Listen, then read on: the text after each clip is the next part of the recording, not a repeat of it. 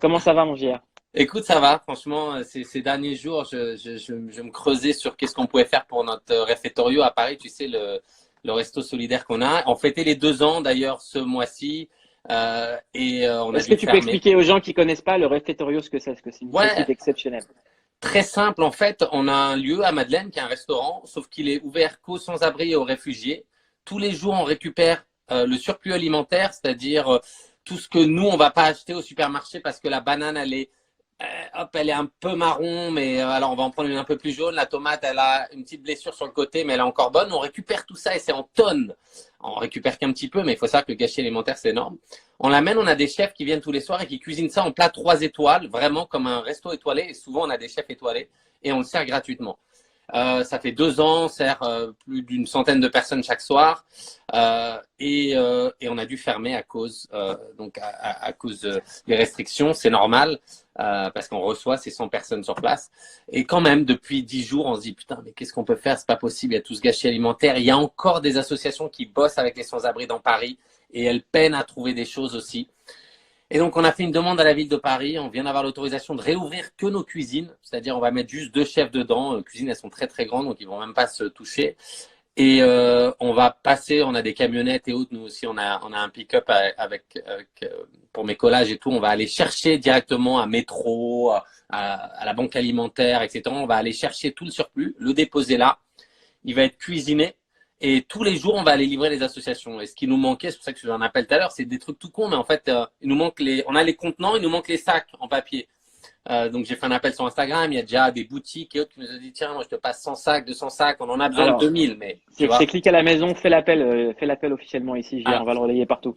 appel officiel très simple, on cherche juste des sacs en papier et on cherche juste des fourchettes, couteaux utilisables qu'une fois, donc ils peuvent être en plastique, en carton, région parisienne et idéalement, s'il y en a beaucoup, on pourra passer les prendre, sinon s'ils peuvent être droppés à la Madeleine. Mais sur mon compte Instagram, il y a l'email auquel vous pouvez écrire et de cet email-là, on va vous répondre et avancer là-dessus.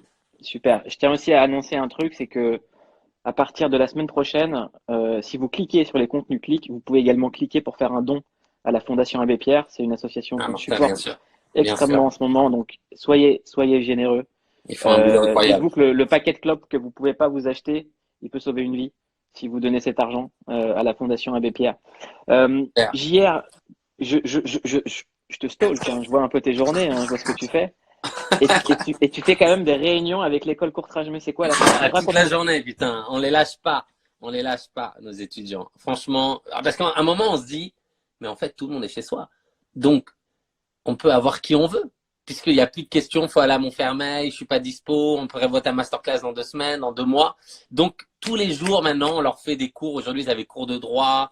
Hier, ils avaient le directeur de Beaux-Arts Magazine. Ils ont Mathieu Kassovitz qui va faire là sa master. Et d'ailleurs, les masterclass comme ça, je les mettrai en live. Très Donc, bien.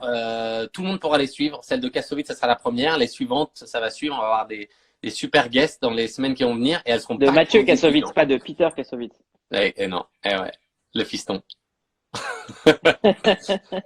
Ah là là. Et donc, non, ça va être cool. Ça va être cool. Mais moi, c'est mortel ce que tu fais, que tu continues comme ça. Parce que finalement, mon Mouloud, c'est peut-être ça le meilleur kick. C'est toi, c'est ta vibe, t'es chez Ah, toi, t'es en mode chiant. confiné, avec couscous. Et puis, tu parles aux gens qui t'inspirent et Tu te rends tu. compte qu'on est le dernier dîner qu'on a fait avant d'être confiné, c'était ensemble quand même. Ouais, c'est ouf.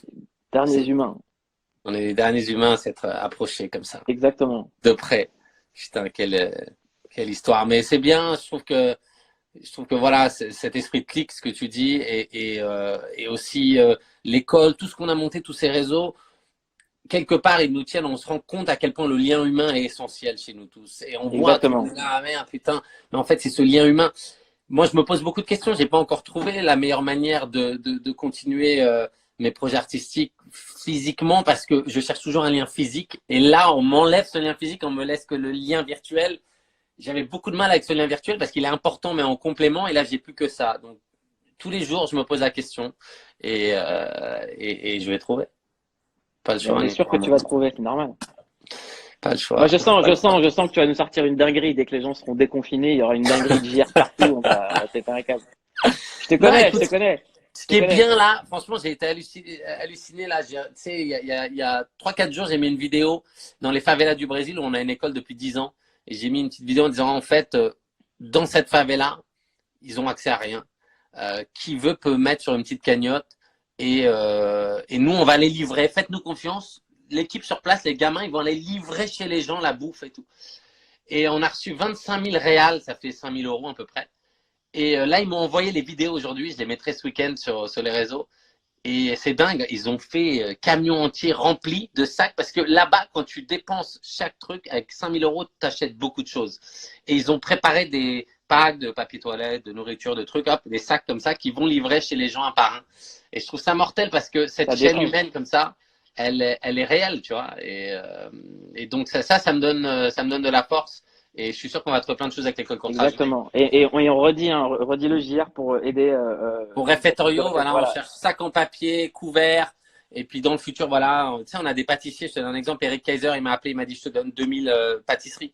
On a Intermarché, il m'a dit, vas-y, je te donne 3000 bouteilles d'eau pour qu'on mette dans les sacs. La cuisine, on va cuisiner. Donc ça, les matières premières, on va les cuisiner. Mais toutes les choses qu'on peut mettre à côté, on les mettra dans les sacs si les gens nous les donnent.